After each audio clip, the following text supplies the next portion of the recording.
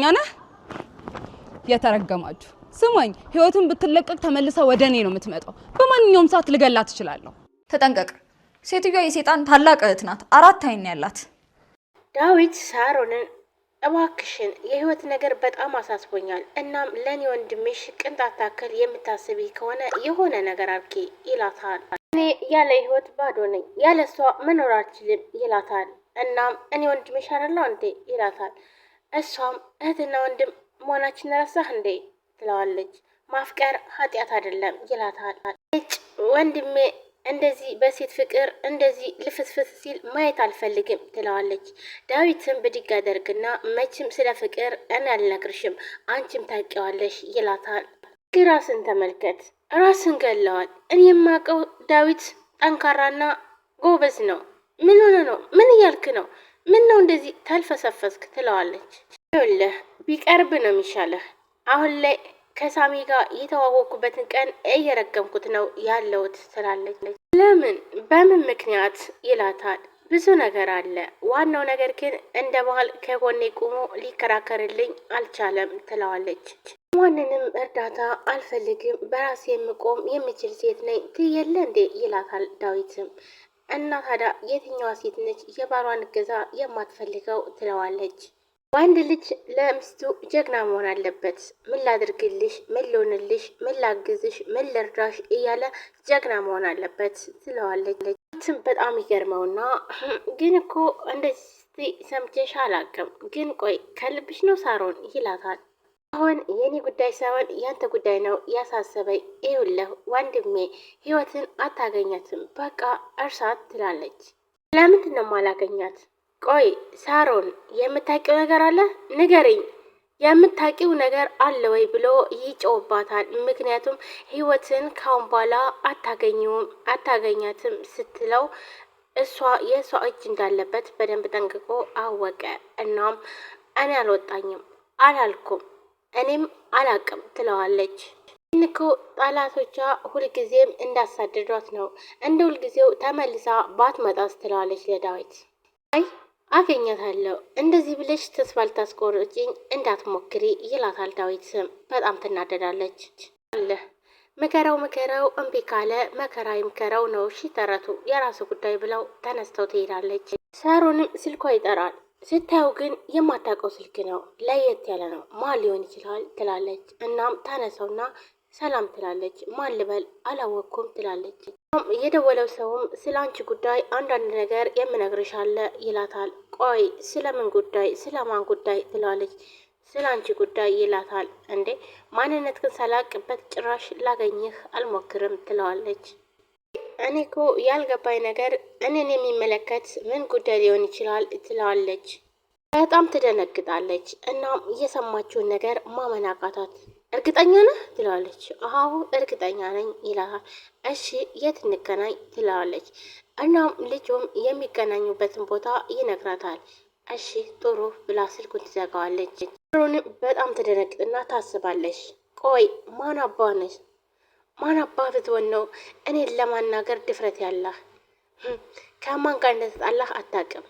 እኔን ለማስፈራራት የሞከርከው ነገ ጧት ዋጋ ትከፍልበታለህ እያለች ሞትህን ሳይሆን ገሃነብን እንድትናፍቅ ነው ማደርግህ ብላ ትበሳጭና ልብሷን መልበስ ትጀምራለች። ትደውልና ስማ ይኸውልህ ጠንቀቅሽ፣ ምንም አይነት መረጃ እንደሌለህ እንዳታውቅ ትለዋለች። እሷም እሺ ይላል። ለሳሮን የደወለላት ከሂሩት ጋር አብሮ የሚሰራው ልጅ ነበረ። መስፈራሪያ የሰጠውን ዶክሜንት ኮፒውን አስቀምጥላት ትለዋለች። ሂሩትም አንተን እንዳታይህ በምላሹ ደግሞ ህይወትን ነፃ እንድትለቃት ነው የምጠይቃት ትለዋለች። ሂሩትም እና ዶክሜንቱንስ ይላታል። እኔ እሱ አያሳስበኝም ከፈለገች ትውሰደው ትለዋለች።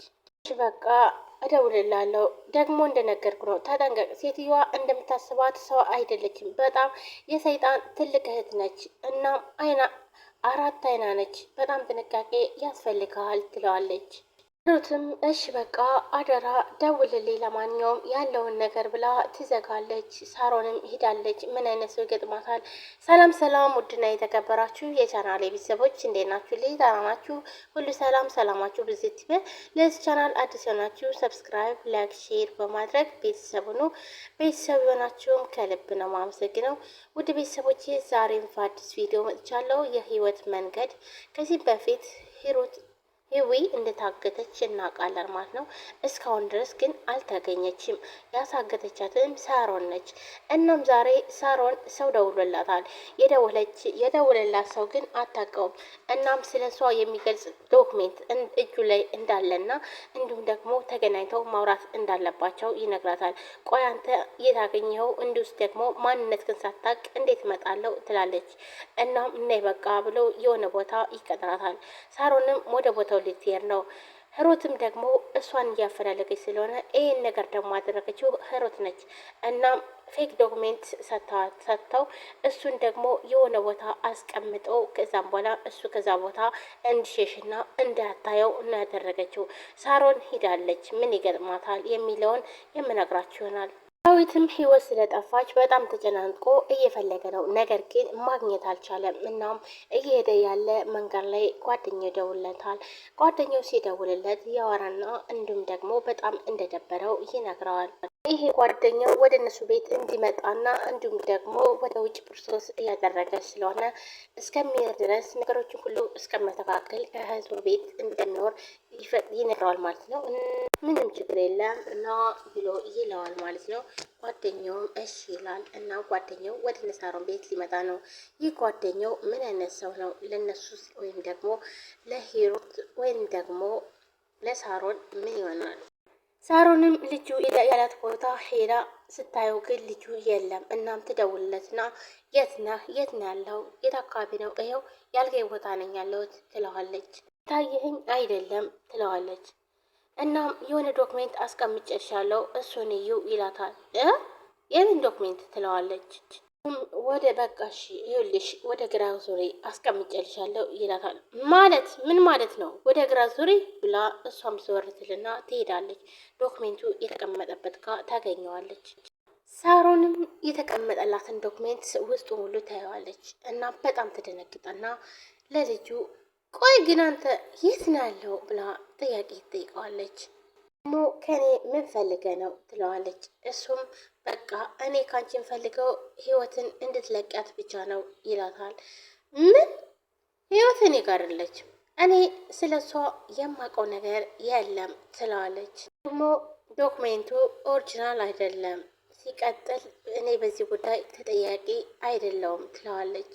ልጁ እንግዲህ ያላትኝ ኦሪጂናሉ እጅ ላይ ነው ያለው ይላታል። ምን እየተረገምክ ይውልህ ስማኝ ህይወትን ብትለቀቅ ተመልሳ ወደ እኔ ነው የምትመጣው። ስለዚህ ያው መያዟ አይቀርም ብዬ ነው ትለዋለች። አሁንም እናም እኔ ይኸውልህ በማንኛውም ሰዓት ልገላት ትችላለሁ፣ ችግር የለብኝም ትለዋለች። ይኸውልህ ትሰማኛለህ፣ ነገ እዚህ ቦታ ላይ ኦሪጂናሉን ዶክሜንት ስታስቀምጥ የምትፈልገው ነገር ታገኛለህ ትለዋለች። እናም ሳሮን ህይወትን እንዳገተቻት አምናለች። እሷም በጣም ትበሳጭና ጨርሻለሁ እጭ ብላ ስልኩን ትዘጋዋለች። እናም ያን ዶክሜንት ይዛ ትሄዳለች ወደ ቤት። ሳሚና ዳዊትም ቁጭ ብለዋል። እናም እኔ ምልህ እንዴት ሆነል ስልኩን አስጠለፍከው ይለዋል። ምክንያቱም የሳሮንን ስልክ ጠልፈን ለምንድን ነው ግን የሆነ መረጃ ማናገኘው ስላለ እስኪ ቀስበል እዚህ ቤት ግድግዳው ሁሉ ጆሮ አለው መሰለኝ ይላል። አሁን የተጠየቀውን ነው ሌላ ወሬ አትቀባጥር ይለዋል ዳዊት። እና የሰደብከኝ ነው